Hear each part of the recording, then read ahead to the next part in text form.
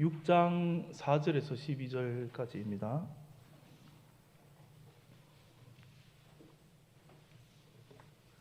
히브리서 6장 4절에서 12절까지 한 절씩 교도하도록 하시겠습니다. 한번 빛을 받고 하늘의 은사를 맛보고 성령에 참여한 바 되고 타락한 자들은 다시 새롭게 하여 회개하게 할 수 없나니 이는 그들이 하나님의 아들을 다시 십자가에 못 박아 드러내놓고 욕되게 함이라.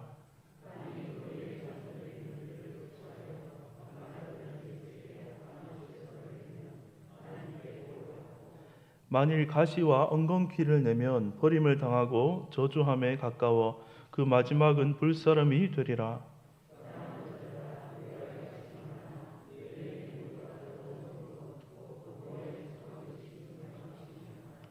하나님은 불의하지 아니하사 너희 행위와 그의 이름을 위하여 나타낸 사랑으로 이미 성도를 섬긴 것과 이제도 섬기고 있는 것을 잊어버리지 아니하시느니라.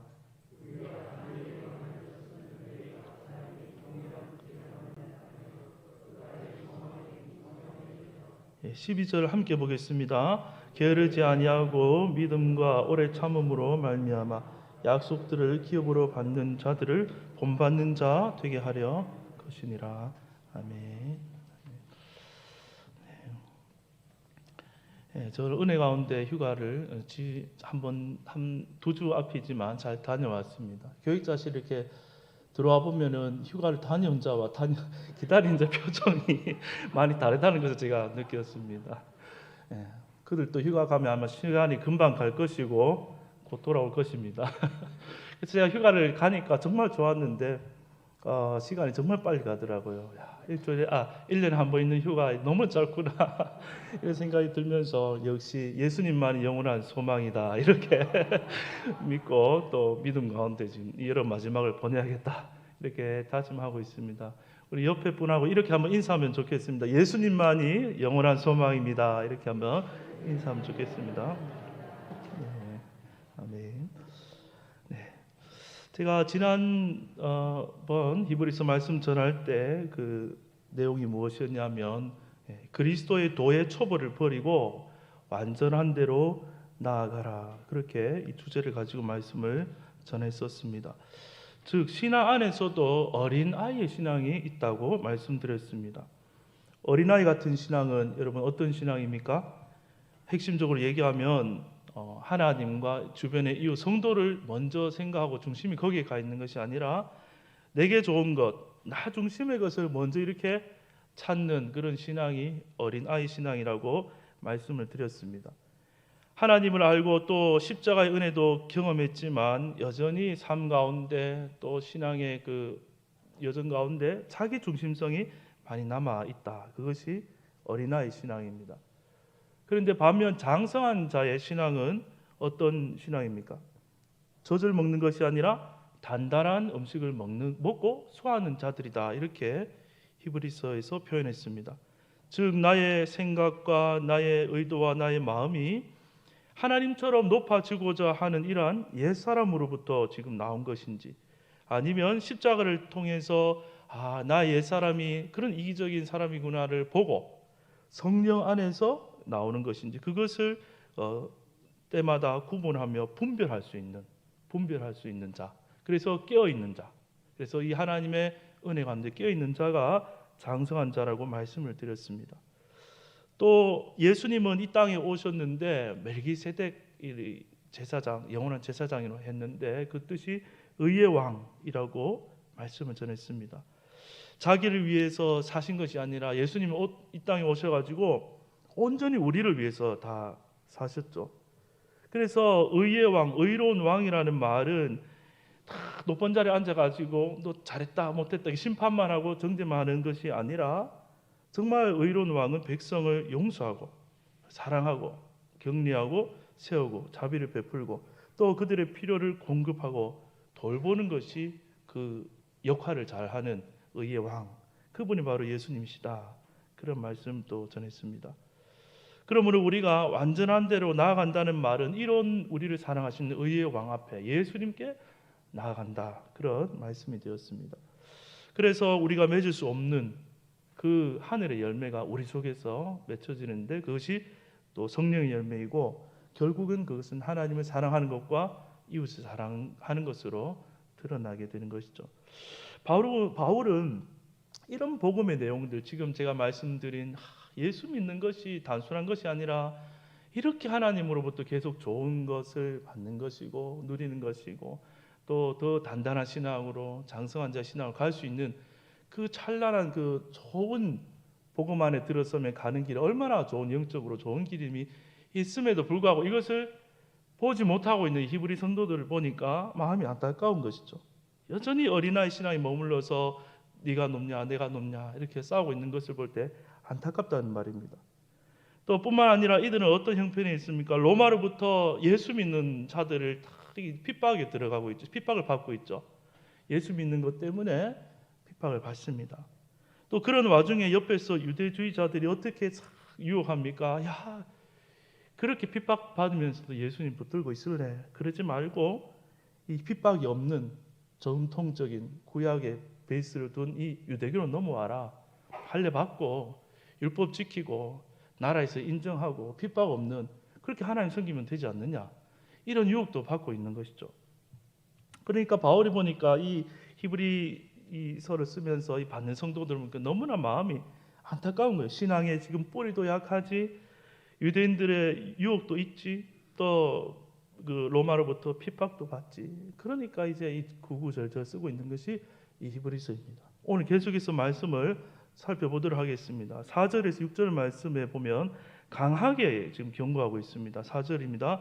한 번 빛을 받고 하늘의 은사를 맛보고 성령에 참여한 바 되고 하나님의 선한 말씀과 내세의 능력을 맛보고도 타락한 자들은 다시 새롭게 하여 회개하게 할 수 없나니 이는 그들이 하나님의 아들을 다시 십자가에 못 박아 드러내놓고 욕되게 함이라.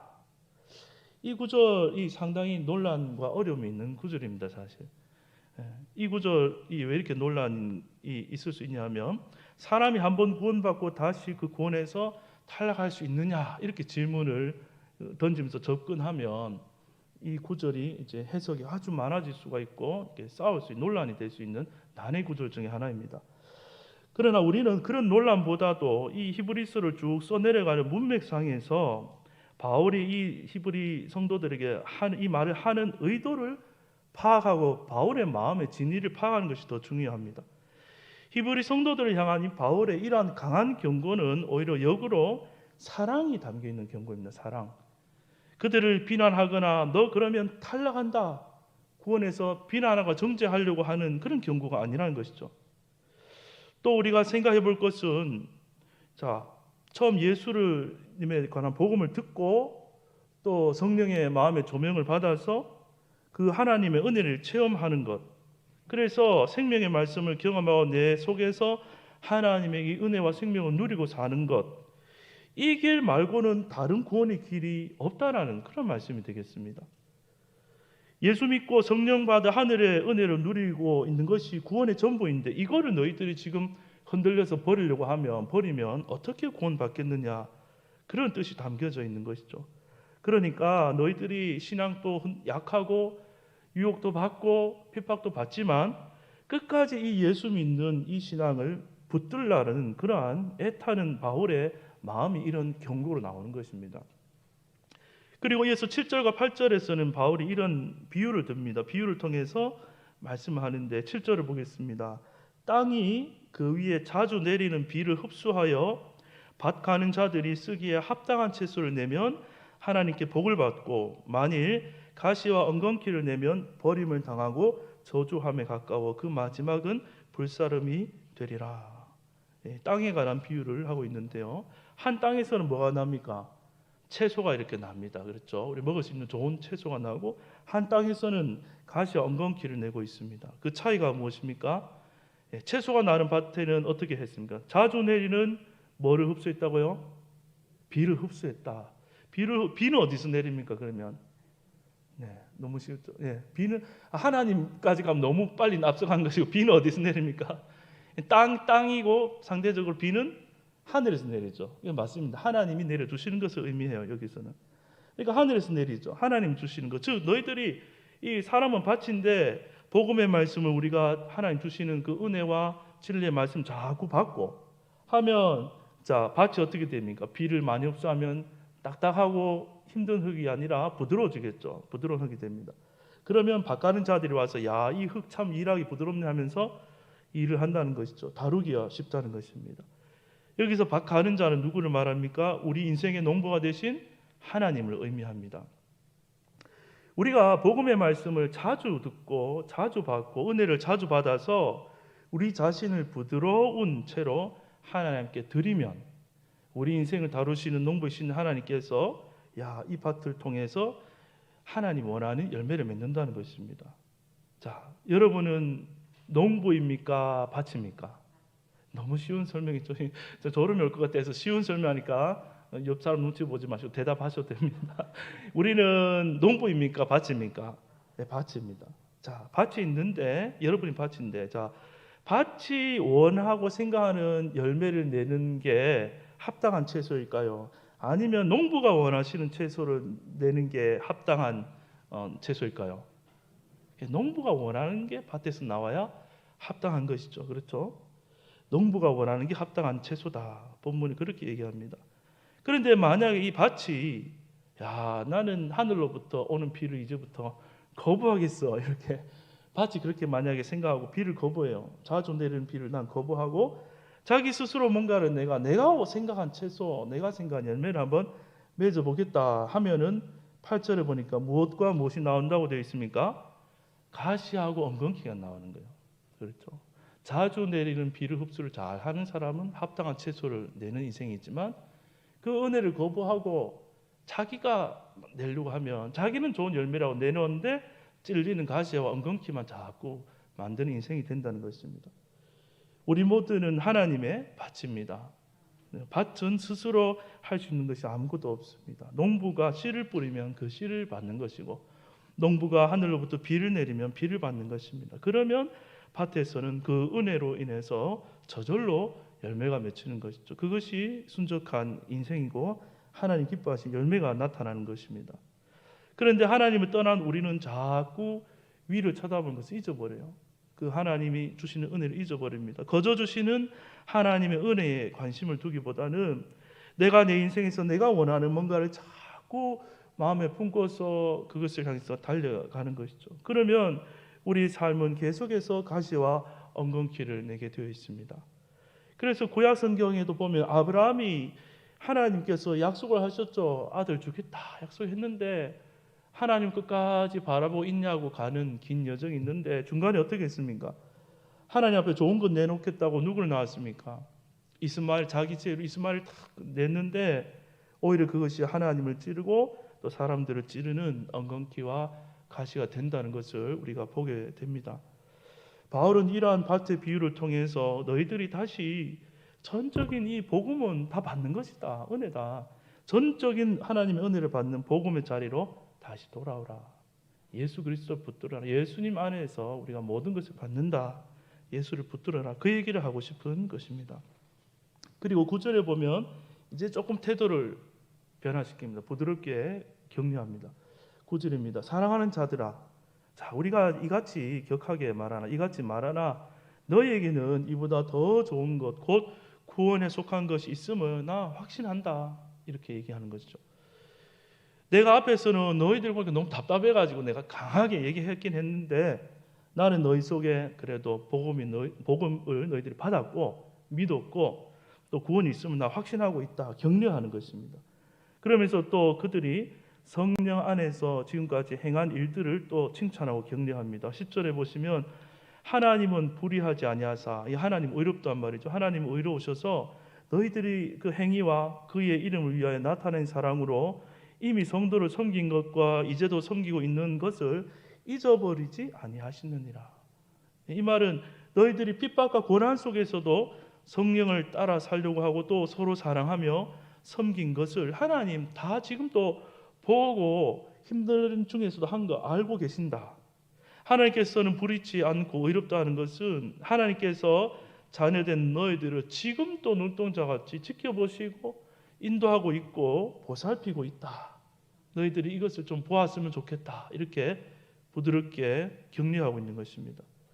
그러면서 11절에 보시면 자, 우리가 간절히 원하는 것은 너희 각 사람이 동일한 부지런함을 나타내어 끝까지 소망의 풍성함에 이르러 이렇게 말하는데요. 바울이 간절히 원하는 것이 무엇입니까? 너희 각 사람이 어떤 부지런함이라고 얘기합니까? 동일한 부지런함을 나타내는 것, 그것을 원한다. 그것은 이 부지런함은 각자의 그 어떤 다른 부지런함이 아니라 동일하다 했으니까 성령을 따라 부지런함을 가질 것을 바란다. 이런 의미가 되겠죠. 즉 자기 자신이 높아지기 위해서 경쟁하는 그런 부지런함이 아니라 모두가 한 분이신 예수님을 따르는 동일한 부지런함 속에 우리가 들어가면 좋겠다. 그러니까 성령님께 너희 자신이 있는 그대로 내어드리는 부지런함. 내 생각과 내 의지와 내 판단과 자기 자아의 중심의 부지런함이라기보다 그거 내려놓고 주님이 뭐라 말씀하시는가, 주님이 우리 공동체 교회에 무엇을 원하시는가, 그래서 함께 보면서 성령께서 부지런함 내실 때 너희 자신을 내어드리는 부지런함을, 동일한 부지런함을 나타내기를 간절히 원한다. 그렇게 되면 어디에 이르게 된다고 합니까? 소망의 풍성함에 이르게 된다라는 것이죠. 또 이어지는 12절에도 보시면 게으르지 아니하고 믿음과 오래 참음으로 말미암아 약속들을 기업으로 받는 자들을 본받는 자 되게 하려는 것이니라. 여기서 게으르지 아니하다는 말은 뒤에서 나오는 믿음과 오래 참음을 의미하는 것입니다. 그러니까 게으르지 않다는 것, 믿음에 대해서 게으르지 말라는 것입니다. 자, 복음을 믿는 일, 또 이렇게 고난이 와도 흔들리지 않고 예수님을 끝까지 붙들고 오래 참는 일, 여기에 부지런하라는 것이죠. 그러면 또 어떻게 됩니까? 하나님의 그 약속들을 기업으로 받는 자들과 같이 본받는다는 말은 너희들도 약속의 기업은 결국에 받는 자들이 되는 것이다. 그것을 내가 너희들에게 원한다. 그런 내용입니다. 즉 가시하고 엉겅퀴만 내던 우리의 삶이 변해서 예수를 계속 붙들고 나아가니까 내 속에서 주인된 나는 점점 사라지고 하나님이 주인 되심과 하나님의 통치와 또 내 안에 없던 하나님의 성품이 드러나는 인생, 성령이 나타나는 인생, 주님이 다스리는 그런 삶이 나타난다는 것이죠. 하나님의 나라가 우리 속에 나타나고 누려지는 것, 그것이 우리가 붙잡고 바라보고 나아가는 소망이라는 것입니다. 사실 하나님을 떠난 모든 죄인인 인간의 삶은 근본적으로 허무할 수밖에 없고 만족할 수가 없는 것이죠. 왜냐하면 선악과를 먹은 사람은 다 우리가 마음속에 근본적으로 높아지고 싶거든요. 내가 하나님처럼 되고 싶은 마음이 다 우리 속에 들어있는 것이죠. 그런데 하나님처럼 높아지고 싶은데 우리 수준은 하나님이 아니지 않습니까? 정반대 있지 않습니까? 그래서 하나님처럼 높아지고 싶은 본성에서 완전해지고 싶고 완벽해지고 싶고 또 신앙적으로도 거룩해지고 싶고 하나님과 사람 앞에 높아져서 칭찬받고 싶고 뭔가 깨끗하고 싶고 우리를 완전한 걸 자꾸 스스로에게 율법으로 요구하고 그걸 찾고 있는데 아무리 생각해도 그것이 우리 속에서 안 만들어지고 이루어지지 않고 안 되는 거죠. 그러니까 우리 속에서 공허가 만족이 안 되는 겁니다. 세상적인 것이든 신앙적인 것이든 그러한 우리의 상태에 있지만 우리가 믿고 오래 참음으로 붙들어야 할 것이 무엇이란 것입니까? 우리 속에서 나오는 어떤 것이 아니라 위로부터 주는 것, 하늘이 내리는 비은혜, 하나님의 말씀, 내 속에서 그걸 만들려고 하면 안 만들어지는 것이지만 하나님이 주시는 것을 바라고 붙들어야 되는 것이죠. 하나님이 주신 그럼 은혜가 무엇입니까? 예수님의 생명이 이러한 우리 죄인 속에 들어와서 예수님이 생명이 곧 나의 생명이 되어주시는 것, 그것이 바로 은혜인 것입니다. 우리 안에 성령이 오셔서 성령과 함께 살아가는 것, 이것이 바로 우리에게 놀라운 은혜가 되는 것입니다. 이것은 신앙의 우리의 끝이 아니라 이것은 우리 신앙의 시작점에 해당되는 것입니다. 이미 예수님을 믿는 이 자리에 있는 우리 속에는 다 이미 성령이 함께 하시는 줄로 믿습니다. 중요한 것은 우리가 하늘을 바라보느냐 하는 것입니다. 7절 말씀에서 땅이 그 위에 자주 내리는 비를 흡수하여 밭 가는 자들이 쓰기에 합당한 채소를 내면 하나님께 복을 받는 인생이 된다고 했습니다. 여러분, 내가 농부가 된다고 생각하지 마시고, 또 내가 농부가 되면은 늘 농부는 걱정해야 되지 않습니까? 밭이 잘 될까 안 될까 염려하며 근심에 빠지는데, 그렇게 하지 마시고 늘 우리 인생에 농부 대신 하나님이 계신다. 내 인생, 내 밭을 책임지는 농부가 계신다. 그것을 믿음으로 바라볼 수 있기를 바랍니다. 그리고 하나님 바라보면 하나님이 은혜를 계속 내려주십니다. 말씀을 주셔서 깨닫게 하셔서 근심에서 벗어나게 하시고, 또 하나님께서 환경에 인도하셔서 때를 따라 필요를 주시고, 그러니까 우리가 그 때와 필요한 것을 우리가 만들어내는 인생이 아니라, 농부가 일하고 계신데 밭은 다 몰라요. 그런데 믿음으로 기다리면 농부가 일하는 게 보인다는 말입니다. 그래서 우리가 그 은혜를 받을 때 앞으로 남은 일들에 대해서도 밭은 걱정하지 않고 기쁨을 뭐만 하면 됩니까? 밭은 농부를 뭐 해야 되겠습니까? 찬양만 하면 됩니다. 믿어드리면 되는 거예요. 감사하면 되는 거예요. 그럼 그 믿음과 감사와 찬양하는 게 또 열매거든요. 그걸 보는 농부의 기쁨이 얼마나 충만하겠습니까? 그래서 그러한 밭이 되는, 하나님의 밭이 되어서 날마다 내려주시는 은혜를 받고 살아가는 우리 모두 인생 될 수 있기를 주님의 이름으로 축복합니다. 기도하겠습니다. 하나님 아버지, 우리가 이 땅을 살면서 하나님의 은혜 아는 것 같지만 또 교회 밖에 나가면은 금세 잊어버리고 내가 하나님 자리에 올라서 내가 농부인 것처럼 이것도 염려하고 저것도 염려하고, 또 내가 그것을 해결하기 위해서 동분서주하는 우리의 삶을 살 때가 많음을 고백합니다. 하나님, 그러한 우리 자신을 인정하게 하시고 우리 자신을 탓하는 것이 아니라 하나님 앞에 겸손히 하나님 은혜를 허락하여 주시고 또 하늘을 바라보게 하시고 은혜를 바라보게 하여 주옵소서. 나아갈 때마다 성령님께서 우리 마음속에서 응답해 주시고 하늘의 샬롬 평안을 우리 마음 가운데 부어주시고, 때로 하나님 필요한 지혜도 하나님 허락하여 주시고, 또 비록 고난과 핍박과 어려움이 있더라도 예수 붙들고 나가는 이 길을 끝까지 달려갈 수 있도록 주님 우리를 붙드시고 함께하여 주시옵소서.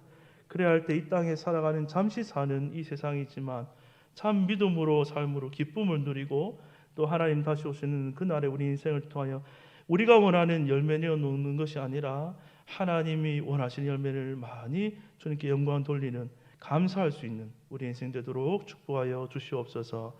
감사드리며 예수님의 이름으로 기도합나이다. 아멘.